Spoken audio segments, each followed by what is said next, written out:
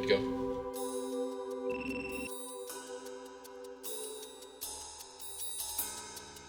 Maybe a meeting in December, we're going to talk to me and do hard cards to people. We're probably in a failure, but it's only I can change the vision. That's what we do in the second term. Hey, they merely says me must stand up to evil. The count stands up to evil, stands up to the evil of organ harvesting. There's only a risk of voting affirmative for the permutation. These secrets all know one Chinese leadership is screw census, nice special pressure, cooperation, United States, and no one to delay. You know what, Shopper, it must be something to me that is of all important political economic relations. You're going to destroy the center around the globe because by being a part of The portable and fictional policy in terms of product community, you know, the external relations agree to be considered diplomacy to economics. Power paper referred to the Washington not changing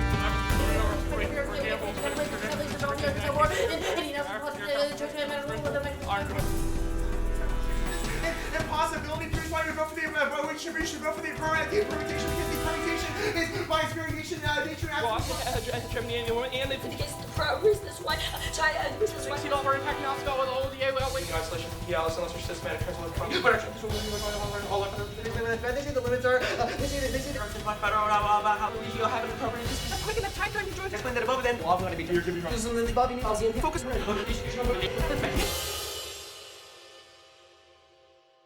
When I initially set out to make a film about college debate, I imagined people at podiums talking about issues I could understand, in a way I could understand. Seeing it now left me gasping and made me wonder what the heck had happened to college debate. And why do these people talk so fast? Also, other forums talking connect. Debate has evolved over many years, and anytime there are time constraints and people do a great deal of research and they want to present as much information as they can in a limited amount of time, then they begin to talk faster and they begin to try and make more and more arguments, because debate is an activity that rewards people for making a volume of arguments in addition to the quality. The why seems simple enough. Or was it? Do all debaters talk this fast? And is fast talk just a phase, or is it here to stay? More importantly, is fast talk good, or a sign that something is broken? And perhaps not just in debate.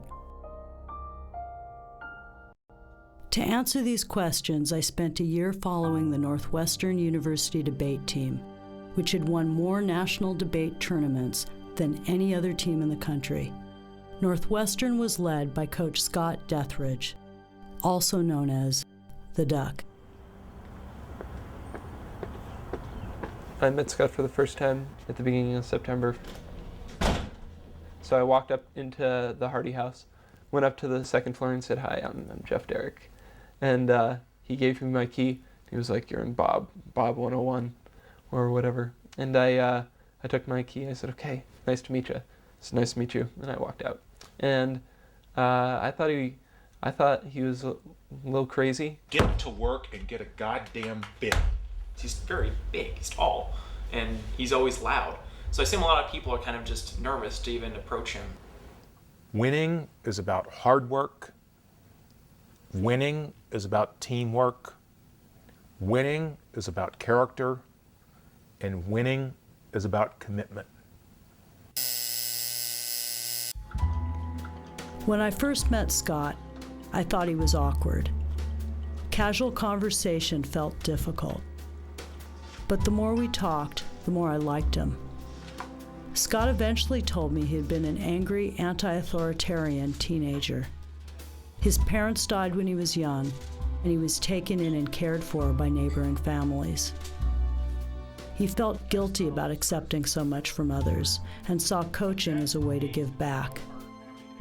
The debate thing really played an essential role in getting my act together. I literally followed somebody into the debate room on a beginning week of our freshman year in high school, and I had a crush on somebody who wanted to go to the debate team, so I went to the debate team. 3 weeks later, I'm, the leader of the freshman debate team. It was the first time I got serious about something. Affirmative is not about motive, it's about ethical principles. And then there was Josh Branson, very much the team star, the returning national debate champion. That is the only way to prevent unchecked aggression. Are there Bosnia examples? You know, some people don't like me when I debate because I'm kind of mean. I'm not really trying to be mean. I'm just kind of saying what comes to mind. And the other team just always annoys me because they're kind of trying to take something that I want. He's incredible. That guy is smarter than anyone I've ever met. He thinks faster, he works harder, and he's just bigger, meaner, stronger than anyone I've known. But what's the internal link to demonization? I mean, clearly separation between self and the other is inevitable. Your counterplan says clearly creates a delineation. No, it doesn't use the word alien, but it does say people can sue. No, our argument is that when you use the term alien, the way in which it is historically used in the U.S. legal system. So you're returning your history argument that is used to justify oppression. You have conceded that it's not relevant. A lot of people think he's intense, kind of an asshole, which he is, which I think you're supposed to be in debate, you know? Debate's not just about the war of ideas, it's about fucking people's minds up. You counteract the danger of national level. And then there was Noah Chestnut, Josh's new debate partner. I was forced to debate my freshman year in high school, and there was like no question. My dad debated in high school for a couple years, and he thought it was fantastic. So I did it, and first debate ever, I just fell in love with it. First debate tournament, all I could do was talk about it. I remember I came home, and it was Halloween the next day, and I was like with 10 or 20 friends, and all I could do was talk about this debate tournament I was at, and I was kind of hooked. Every single argument in the 1AC, every single argument in the 1NC, if you don't understand what you're going to do with those arguments potentially against the universe of possibilities in the 2NR and the 2AR, then it shouldn't be there in the first instance, okay? You have to know what they said, what they thought they said, what they wish they said, what they should have said, what the judge thought they said, what the judge thought they should have said, what the judge wished they said, and you gotta have answers to all of it. And you have to be right about all of it. In elementary school, they had me in special ed classes. They thought I was, you know, slow. They got that part wrong, but you know.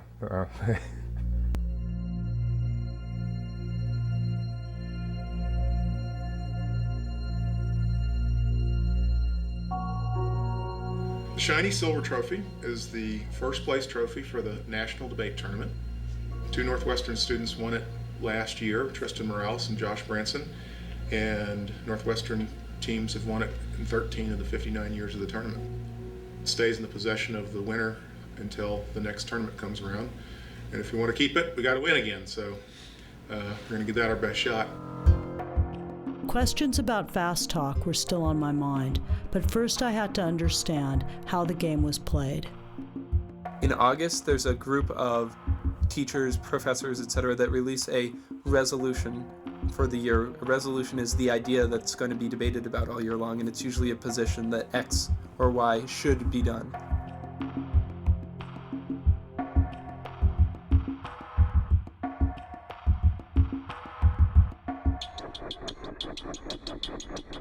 Now, the season starts somewhere in September, and you have 4 or 5 tournaments in the fall, 4 or 5 in the spring, and then after all these preliminary tournaments, there's the national tournaments in which the best teams from all around the country are invited to participate, and that's the National Debate Tournament, the NDT, and all the other tournaments basically work up to this final, ultimate competition. Okay, stay with me here, because unless you're a lawyer, this may be hard to keep straight. According to Scott, the team defending the resolution, that is the affirmative team, presents their first speech in which they show there is some problem and that they have a plan to solve that problem. Then the negative team gets to cross-examine for 3 minutes before they present their first speech, which lays out their argument against the resolution. And then the debate moves back and forth from there, affirmative to negative. You score points in this debate contest by making better arguments than your opponent, however persuasive it is to the judge. The best debates are when, just like most competitions, you're losing and you know you're losing, but you see that one way to get out, and you pull the rabbit out of the hat at the end.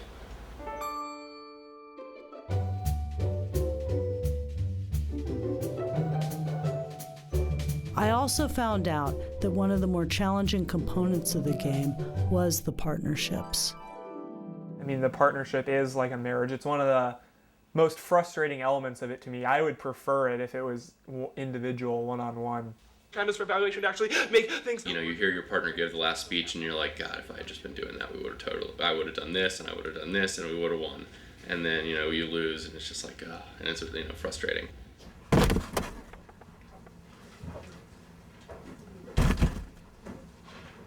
Carrying the extra burden of your teammates' success is a secondary burden, indeed a double burden. I kind of feel bad for Noah because he has to debate with Josh, someone that's a national debate tournament champion, which puts Josh up on this really high plateau.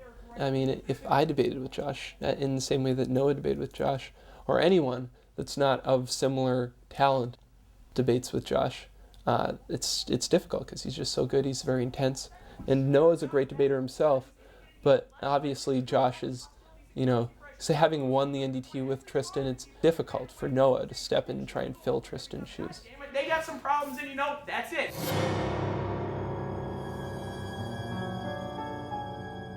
What we've done is we've gone with a theme to kind of mix your bathroom toiletries with some of your kitchen elements. So it kind of creates that, you know, we have done no such thing. Sort of room. Well, look, all you have in your closet is trophies. Yeah, and hangers. This is from my sophomore. I've never worn any of these because none of them fit, and I've never gotten them fitted. This part is a little confusing. Although Tristan and Josh were roommates, Anne had won the NDT together the year before. Tristan had since graduated and been hired by Scott as an assistant coach. All of this seemed to make Noah somewhat of a third wheel.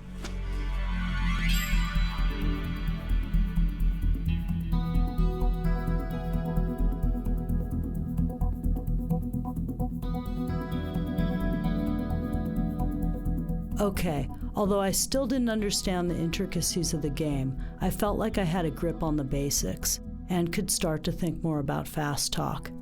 And that's when I discovered not every team talked fast.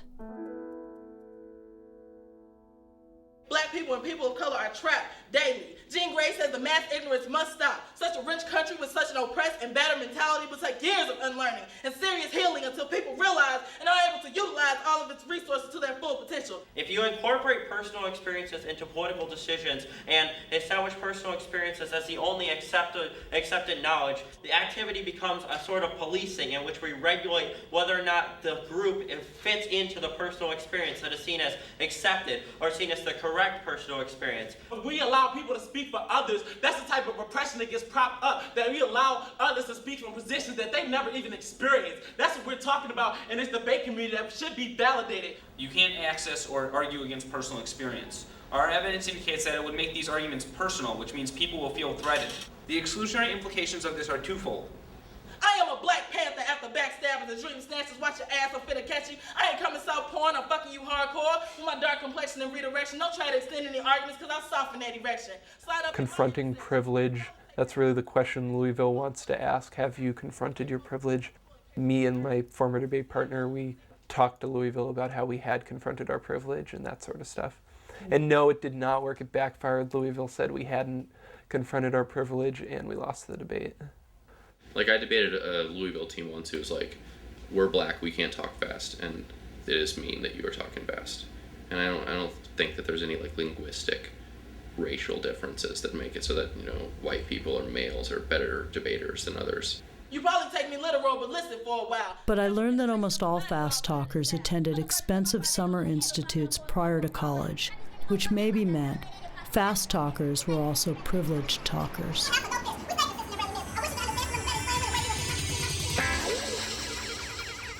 It takes time to be able to read at a quick pace while being clear towards other people, even people who have learned to, you know, understand that. There's a lot of stuff that you can do to drill yourself to be a good fast talker. There's an A drill where you say A in between every word, because a lot of problems that debaters have is that they slur their words together. They just like make them all like a running.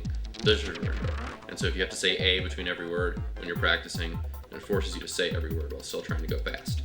Some people read backwards because that in the same way forces you to actually read I used to have this problem, is that your eyes get ahead of where you actually are, which is good because you know what you're about to say, and if you already know what you're about to say, you can say it faster than if you're reading it and then saying it because you just read it. Some people will read with a pen in their mouth, and so if you have to talk like this and enunciate, then it makes it so you have to say your words a lot more clearly for people to be able to understand you when you have a pen in your mouth. As much as the speed is a little tough to swallow the first time around the block, there is an overwhelming body of literature that suggests that speed has the potential to sharpen the pace of your thinking, to keep you sharper for longer in life, to forestall Alzheimer's and whatnot, and to keep your mental capacities sharper than otherwise not. The most recent investment report at FDF was in 2020. Was it really this clear-cut? Or were there negative consequences to fast talk, such as making the debates unintelligible and inconsequential to a more general audience? Some claim speed had become a substitute for a more nuanced argument. To win, you merely needed to out-talk your opponent. In addition, Scott told me that some debaters had trouble slowing down. And I wondered, was Scott really talking about himself?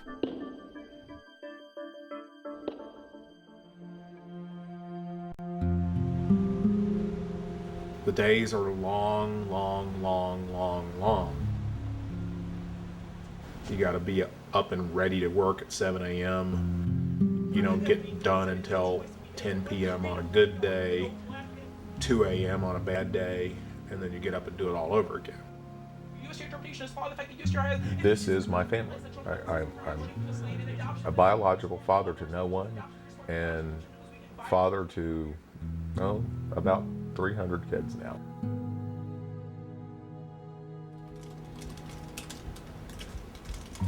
It's one of my real regrets.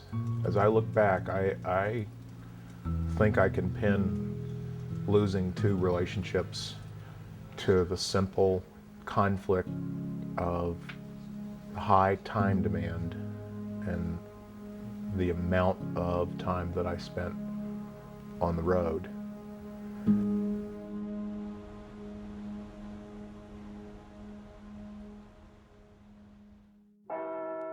Meanwhile, the season continued, and Northwestern found itself debating Bard College. It seemed speed, the personal, and everything else was turned on its head. You can drink sour stuff, the endorphin-producing organs of abortion. You can watch scary movies, the endorphin-producing organs of abortion. You can eat bad food, the endorphin-producing organs of abortion. You can fall down, the endorphin-producing organs of abortion. Comrades, rejoice. Today we have lifted the shackles of our former heavenly majesty. On this day we dance in our own endazzlement at the sound of beautiful freedom. Comrades, rejoice. On this day we, the impressive... This team, Bard College, they choose to defend nothing more or less, and they are off the wall.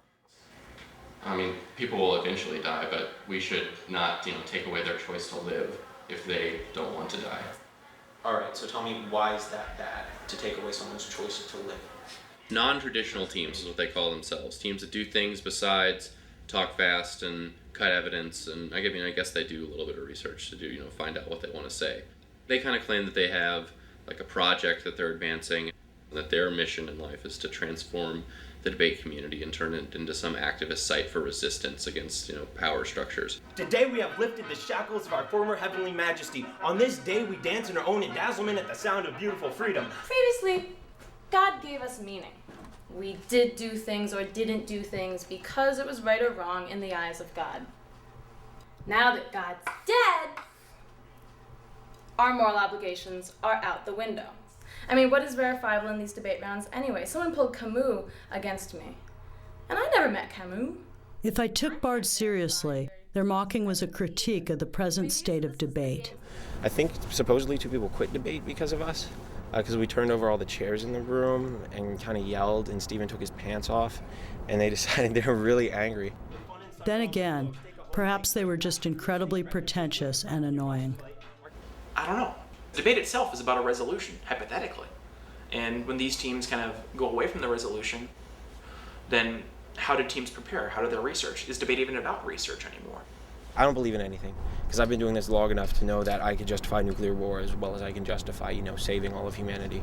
So I decided I didn't believe in anything in particular and came to this conclusion of purposelessness and chaos. What if debates were always about nothing? They were just kind of about nihilism and different philosophical ideas. What if there was no static fixture to debate? And then we were deep into the season, and it was time for team conferences.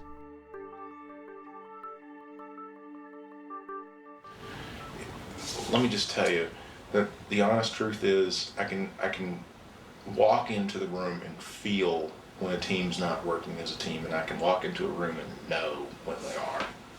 And don't ask me how. I've got no formula for it. I can't, it's not an empirical equation. I mean, the one thing that's made things just easier and work better is when I get better. Yeah. I mean, that's clear. It's helpful. Yeah.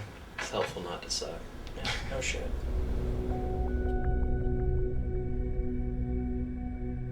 It's a deep, deep, deep year. One of the deepest that I've seen in a long time. And that means that there is a long list, not a short list, of teams that you can potentially lose to. At the end of the day, the team that wins takes control of its debates and takes control of its seasons. You have to have confidence in what you do, the way that you do what you do, the work ethic that you bring to the table. It's new angles, new arguments, new strategy, new offense at the end of the year that wins.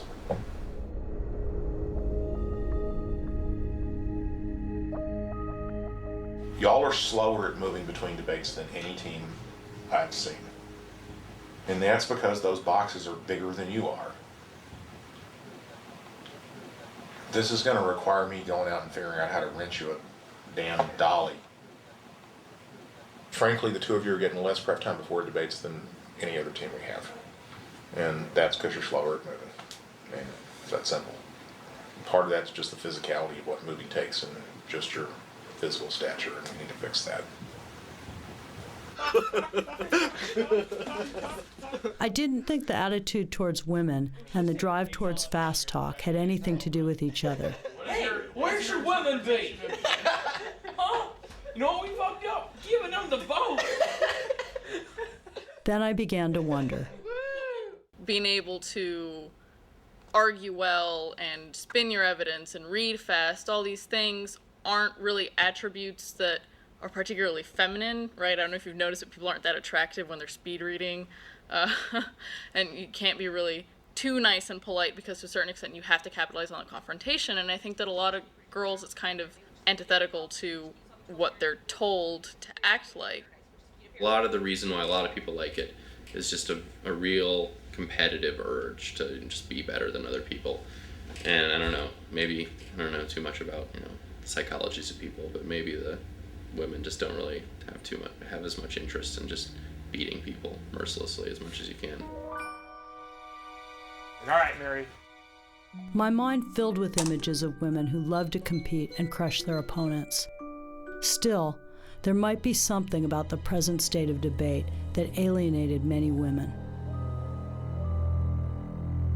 Questions of framework and informative choice are relevant because our evidence keeps the policy a debate. Focus is bad because it causes just whatever high division of base closer with control does. If we win our framework, we're preserving fairness is deducting the transmitted intellectual logic. And everyone says me is a good thing. Fairness is only maybe something else. Our lack of jobs and evidence being case and only by focusing for some medical service we can be create free is so that this way they're going to do one reason this can No reason for this. No, please.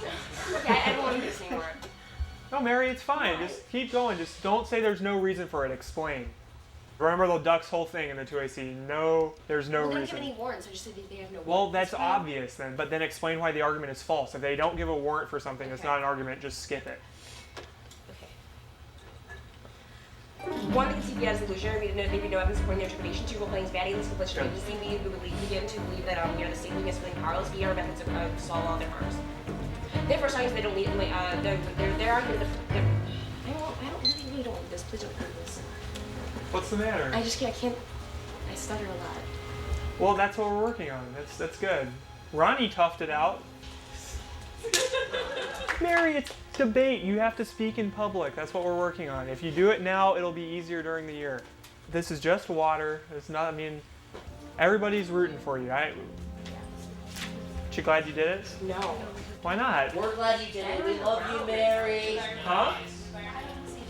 Who's next? Islands, China desires the Senkaku, which Japan currently holds. The Diao Islands, like Taiwan, has been an alien. As the team entered lockdown mode, working day and night, I thought about what had happened to college debate. Was it really that different from what had happened to any other activity? A semiconductor chip is a semiconductor chip. They're made out of sand. Is there some reason why some semiconductor chips, like the ones in my cell phone, are different from the ones that are running high-tech weapon systems? Everyone I knew was working day and night. Everything was amped up. Iran's gonna say, fuck you, US, fuck you, EU, we got China on our side, and piss off. Do the peasants in the countryside care? What would they do? Why do they value democratic participation? It just felt like the whole world kept moving faster. We can win the NDT, and every single one of us will be a part of that, no matter which two students are standing on the stage. So let's make it happen. But it didn't seem like they were on their way to winning. Josh and Noah weren't working well together, and Tristan's presence didn't appear to help. It is about card cutting and argument writing, but it's about more than that. I mean, the three of you have got to be on the same page about, you know, what our strategy is and what we're working on, and think about the number of times that those conversations produced more argument-wise. I think Tristan and I need to make a better commitment to integrate you, Noah, into planning, etc. I think we've kind of settled into a role. It's not all that good where we've only read cards from Tristan or me in any debate. We haven't integrated anybody else on the team. You just said it yourself, which is that you and Tristan have to work harder to integrate Noah into the planning process. Well, it is a two-way street. All three of you got to work at that. And I'll say, quite frankly, as a coach, you know, I can't lead you by the hand and say, the two of you here sit and talk about arguments now. You know, I mean, there are only three people who can make that happen, and they're all sitting at this table. Thanks.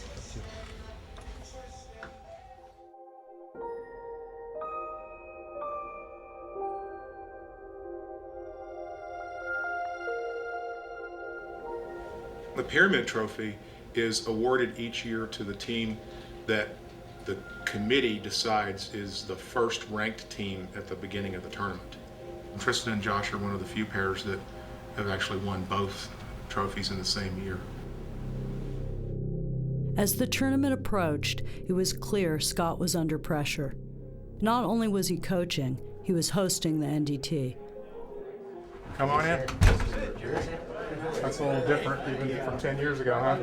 He talked to me about the need to stay focused on motivating the team. And when he put out a call for help, alumni did whatever the duck asked, even if it meant flying thousands of miles to help move heavy boxes.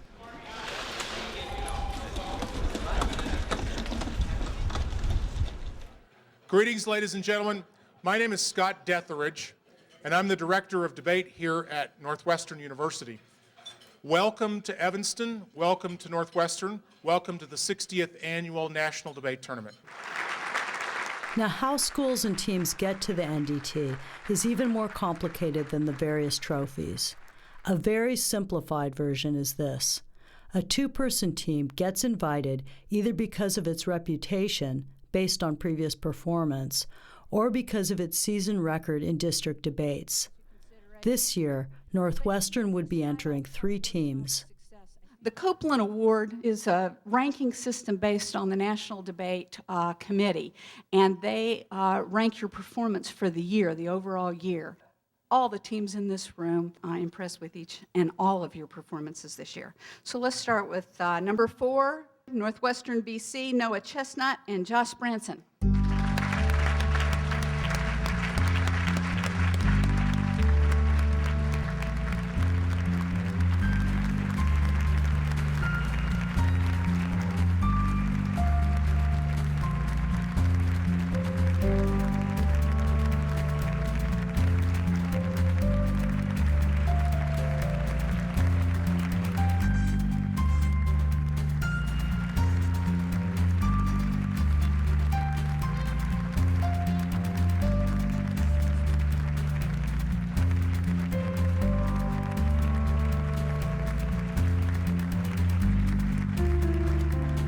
The winner of the Copeland Award is Harvard, Michael Klinger and Nikhil Merkanchandani.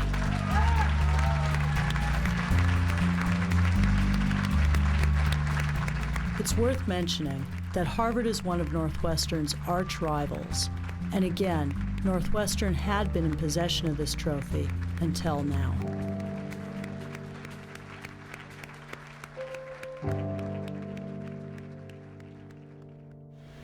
Tomorrow morning marks my 20th visit to the National Debate Tournament as a representative of Northwestern University.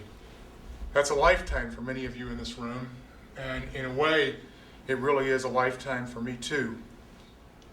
Understand something, and that something is that tomorrow morning, we're going to attempt to endeavor the most difficult challenge in competitive sport of any sort.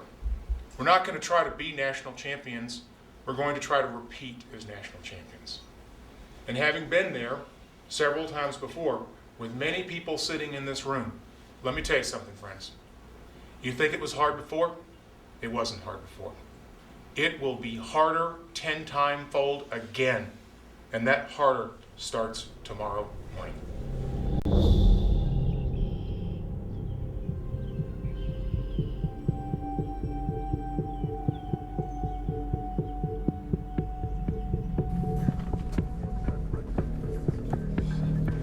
Just make sure, obviously, you get the... Is that the least important question I'll ask? Yeah, just obviously make sure you get to that part. You gotta finish that one. We have prepared in great detail for this Idaho State debate. They're good, though. We have lost to them once, so there's no promises. What does it mean to wait for transcendence, to wait for the good, to wait for our ability to ground our action in something? I think Branson misunderstands the term Messiah from transcendence. You cannot tie transcendence to anything that is not God. There must be something that is infinite, that you make your appeal to the good based upon. This argument is incoherent. It means the entirety of the one you see. When we say that we know a certain community and that God is all around us, for those who do not believe in our community, those are the ones we eliminate. This is what happens when we say we can eliminate the Jews or the Crusades. For example, when the Christians could eliminate the Muslims, they don't have a way to oppose violence. It means there's an absolute solvency deficit for the alternative, i.e. even if they win that our religion isn't that great, at least we give you a metaphysical basis that necessarily solves our middle bank evidence at the bottom of the one you see indicates that we ought to have faith in infinite interpersonal chaos, not that collapse simply to determinacy, because that equal nihilism judge. Individual debates actually last over an hour, so I could only show a few key moments, which raises the question, don't filmmakers habitually speed things up in much the same way as fast talkers? The decision is a 3-0 for the negative from Northwestern. And isn't editing getting faster as viewers become more adept at taking in information? The covenant is not between me and the Chinese. The covenant is between Chinese and God, and it was unclear to me why y'all needed to mediate that relationship. There was no advantage to that.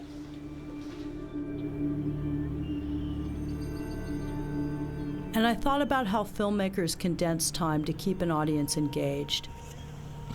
But for fast talkers, engaging an audience, at least a non-debate one, seemed beside the point. It doesn't actually impose sanctions on China, and in fact, when they talk about their plan, they don't actually talk about imposing sanctions on China. They say that China will comply before sanctions actually get imposed. It means they're not actually imposing economic pressure. These three types of economic pressure assumed by core topic literature from which we get our links to create our peace next and off-case arguments. Sanctions guarantee depthful debates and give a variety of dissent. So what is the link to this piece of evidence based on the 1AC? Well, first of all, the entire 1AC is set up as being a security issue. How? Even if you don't use the word, How this so? affects our security. At the Okay, moment, how you're saying so? there's wars that are going to kill us, right? And we need to. So a security issue is describing that a conflict exists? There's a way in which you're being deploying the status quo, which is what's problematic. For the more just indicates we should not use IPR as a center point for maintaining the DSP mechanism. Now, that actually makes the permutation to do both with this secretary. Can I get the timer reminded that?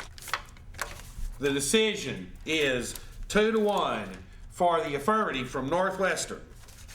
Good debate.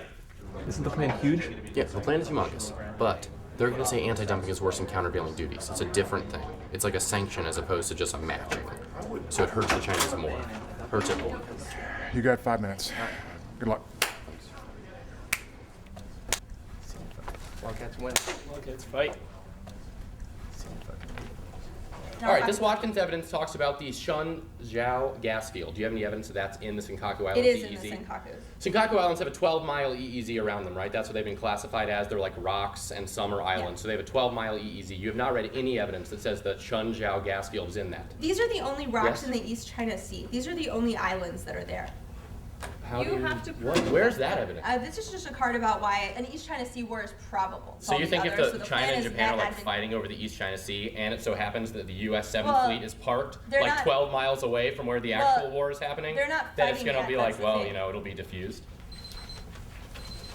The alliance will break down this Escort tacit evidence says that the bedrock of the United States-Japan alliance is Maybe fast talk is just an example of a more universal acceleration. Still, I had been following debate for almost a year, and I couldn't tell who was winning and who was losing. Peaceful conflict is not inevitable or likely to change leadership. It's not likely to I felt like I could switch one voice with another, and it wouldn't matter. perceive the United States security guarantees as toothless in the status quo. stabilize relations and no pressure. CSM straightforward. Lindsay, Remington, Thursday, attitudes that change about eye-opening picture. Japan and the U.S. will never effective as the U.S.-Japan alliance one, right? To drive for which between Tokyo and Washington, making the U.S.-Japan alliance unshakable. In the central start dealing in Murray Evans, we solve the trilateral relations. They perceive the United States security guarantees as toothless in the status quo. All the hell out of the East China Sea dispute a lot better than they can. And you go straight up for China is better than solving for the world, you're going to lose. Because the counterplan solves in China as well. wrong. You No. have to go for the permutation. No, you have to defend what your plan means. Got it. That night, the team celebrated its performance and strategized about the next day. Northwestern was doing pretty well, but it was just the beginning. I asked Scott how he was handling the stress. He told me at least he's eating. I asked whether he usually stopped eating. Stop eating. Start throwing up. I go through days when I don't take in 1,000 calories. You throw up? You get so stressed out you throw up? Really? It's bad. Scott later insisted we never had this conversation.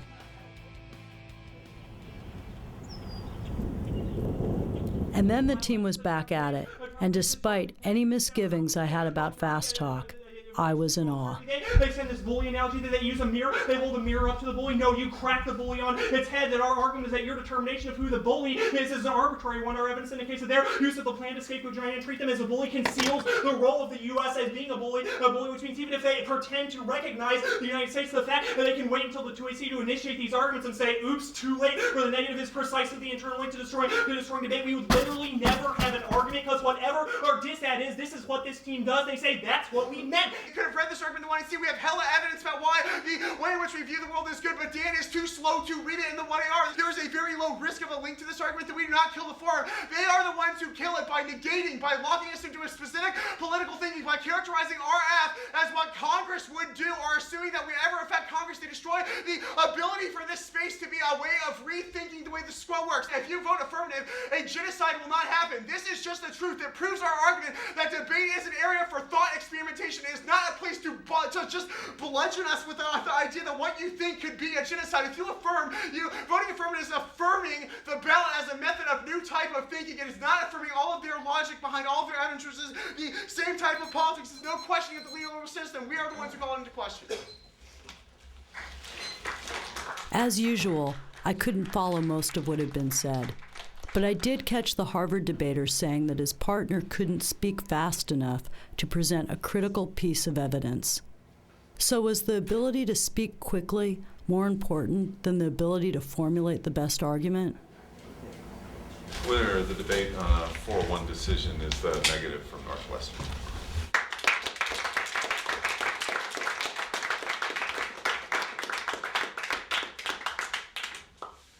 You have massive technical superiority. Your skills at the technical level will overwhelm them. That's why they lose debates all the time. The critical thing that they're bad at is evidence comparison. Substantively, you'll just obliterate them.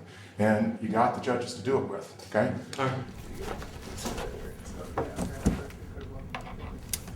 The North Korea advantage, extend our number 3 argument. U.S. concessions are key. They say we are a concession. They are a concession to China, not to North Korea. They do not lift their sanctions on North Korea, which means they're not going to become a table extender number 4 China. Listening to this debate was not going to change my thinking about national policy toward China.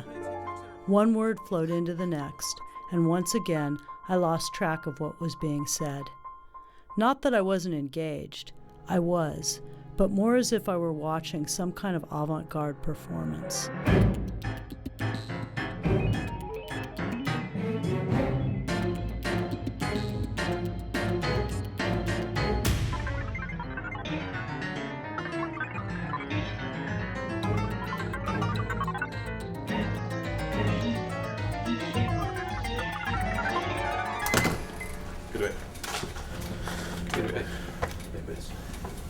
You know, we're 4-3, and if you're 5-3, you break.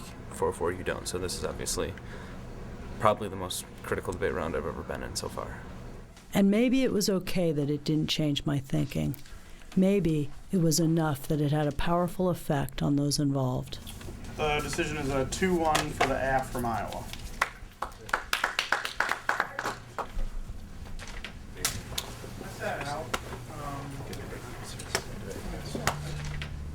Having been a Frosh who lost a break round at the NDT round 8 to a pair of wily seniors, I'm sympathetic, but really, you just want to close those doors and say this permutation doesn't get them out of this, that kind of thing, and I think you'll be the money.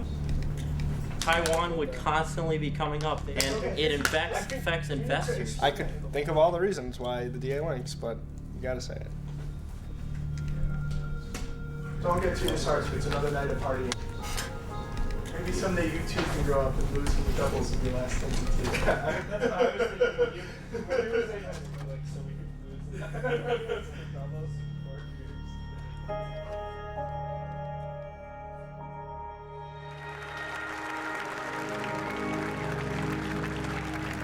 The fourth speaker, with 631 adjusted speaker points, from Fullerton, Brenda Montez. Near the end of the tournament and before the final rounds, the top speaker award was given to the debater who received the most points for his or her speaking abilities.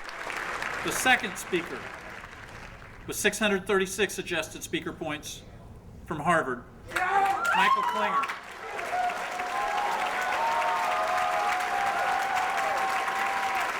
Now, Northwestern was cheering because it meant that if Harvard was number 2, Harvard was not number 1. The top speaker at the 60th Annual National Debate Tournament with 639 adjusted speaker points, from Northwestern, Josh Branson. I must be the luckiest guy in the universe, just daydreaming about you. All of the stars up in the heavens are winking at me. Check it out, there goes that lucky fella. You don't understand what just happened. He just cleared the field by 3 points and just set a new tournament total record by +4. The old record was 635 points. 639, wow. Man, wow. To underscore, Josh had won the speaker award, but that's not why he had come to the NDT. The final day of competition was about to begin, and the championship trophy had yet to be claimed.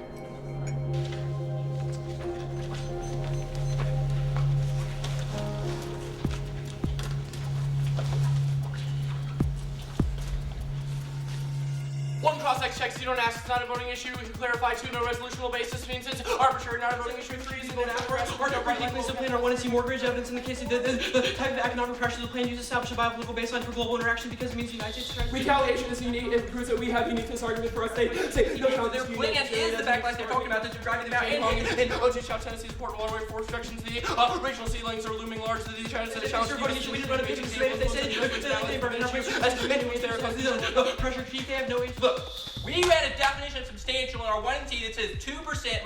We defined how much China trade is 243 billion. Engage. 1 is extending across our Chinese retaliation arguments extend that they will attack Taiwan if we're allowed to get the Senkakus, and they'll attack the South China Sea, and that destroys the United States hegemony. Correct me if I'm wrong. The only reason why you should do your app is pretty much that China's an evil fucker. You read cards saying they do not want these islands because of the oil. They want them because they're bastards. Is that a correct characterization? Sure. So is there anything about China's? That's kind of our argument. Your very next argument is the CNOC is investing in China's American businesses. The CNOC is an American business. Did you not know that? It's joint ventured with a bunch of American businesses. Did you know that? This cursive strategy of their call for sanctions has the sanctions companies has asking U.S. businesses ties to China. Our evidence is much more specific than theirs. I don't allow one to make any new arguments how they meet or they found to be this is the dealings of the anti-team. You don't win those on substantial topicality, which means that should cause the same evidence inevitably.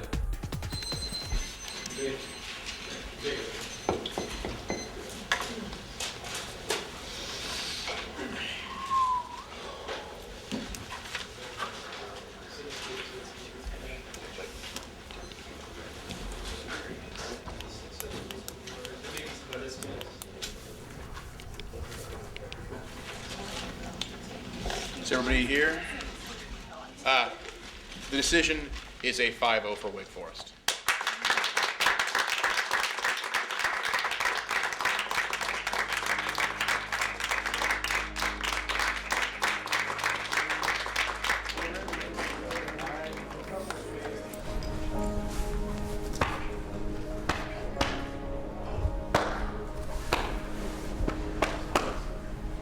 It'll be okay.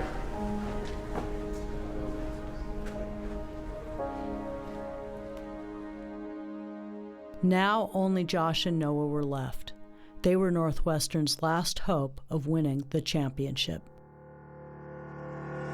Civil recognition is never explained as allowing them to reposition the meaning of war, and the cross-sex of the 1AC was explained as the role of your ballot and your position to the United States federal government for their clarification in the 2AC that civil recognition is used to alter the way we think of that would war trade off with the constitution other efforts. and There's no reason why you as individuals, if you civilly recognize Tibet, would trade off with your other efforts. We are asking you to embrace the positive pieces in our Cuomo lab. This means you would recognize the interconnectedness. Must first establish the bona fide intentions that will begin by convincing distant others that are committing to commitment is commitment to common humanity genuine by joining the We're not policy makers. Given the multiple things, it's part of those slides are hoping that they have and personally income relative to motion to maintain leveraging from fighting globalization, being the cost of around kill multilateralism, international progress should not be reinforcing a legal structure on the Cold War, making of course, main arguments take place and making a consistent with our support requirement and intentions to side contain. Which means you lose. They extend this self-determination argument. I will concede the argument that you cannot shift what you mean during the debate. We'll concede that argument, which means they are the one that started it by attempting to redefine the meaning of war in the plan text. Fine, you are allowed to think of it differently than should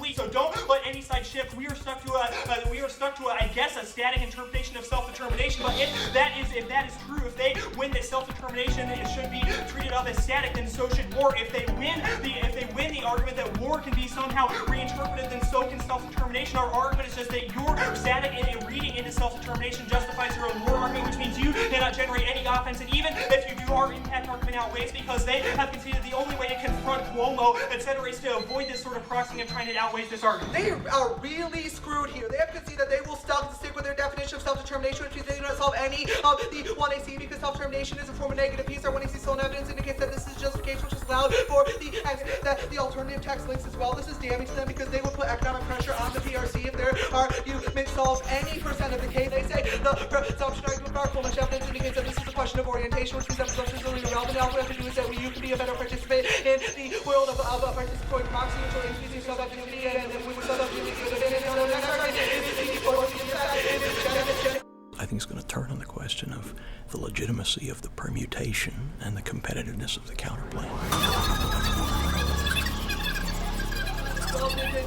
The root cause of all the bond segments they make in the 2 hours. Single out is inevitable. That is an argument they have not answered if the alternative is not access. And I tried to decide, is debate broken or had it evolved? But maybe that wasn't what I really wanted to know. Maybe I was asking, is it good that we are motivated to do more in less time? Or bad that we are expected to do so just to keep up? Good that we are presented with so much information? Or bad that much of that information is overwhelming? Are we driven by curiosity and a desire to improve, or merely by a thirst for acknowledgement and trophies? I didn't know the answer. All right. The decision is a 4-1 for the affirmative from Wednesday.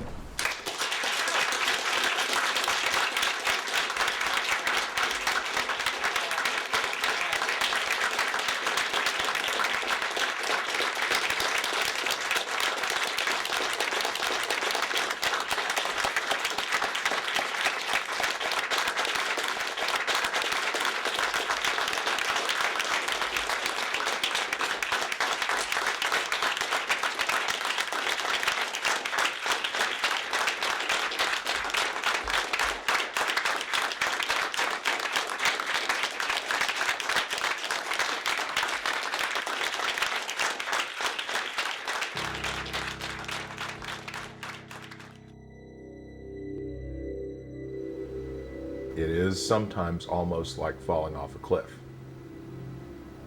You know, there is an emptiness. And kind of this feeling that sort of said, is that all that's there? You know, is this it?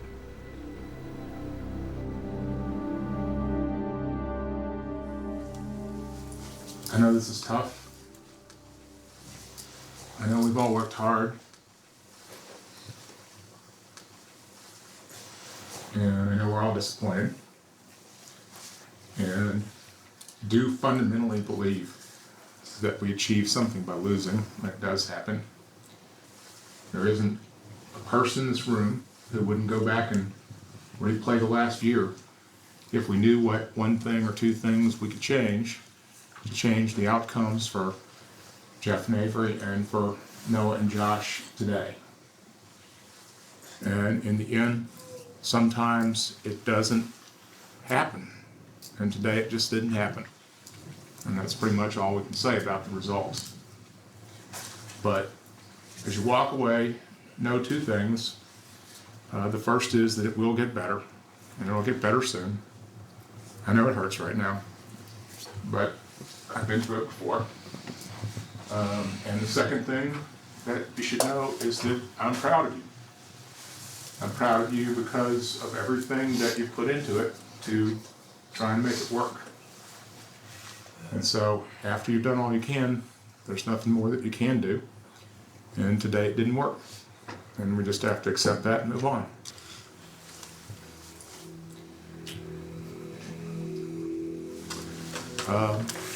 Thanks, everybody. It's been fun. Thanks, everybody.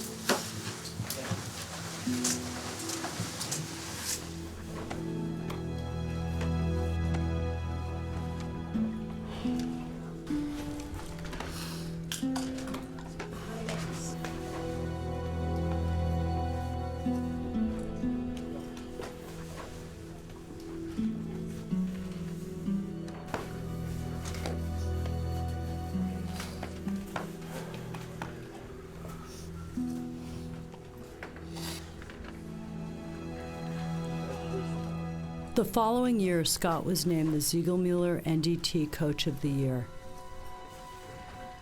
He then left Northwestern.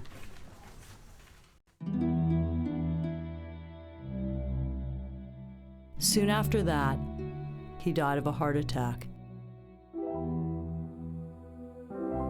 He was 47 years old.